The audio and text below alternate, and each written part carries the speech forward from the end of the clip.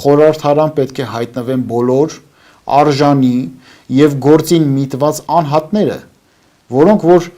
կփորձեն աշխատանք կատարել իրավարարչության համատեքստում, մեզ կձերբազատեն, քաղաքացիական հանրությանը կձերբազատեն բամբասանքից, բանսարկությունից, հանրահաճո պոպուլիստական արտահայտություններից, խաբեություններից, խորհրդարանական դիվանագիտություն ասված Հայաստանում չկա, ինչը որ պետք է լիներ։ Եվ այս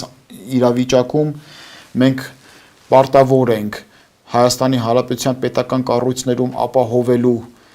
բարձր մասնագիտական եւ մարդկային հատկանիշներ ունեցող անհատների մուտքը, որոշումներ կայացնելու հաստիկների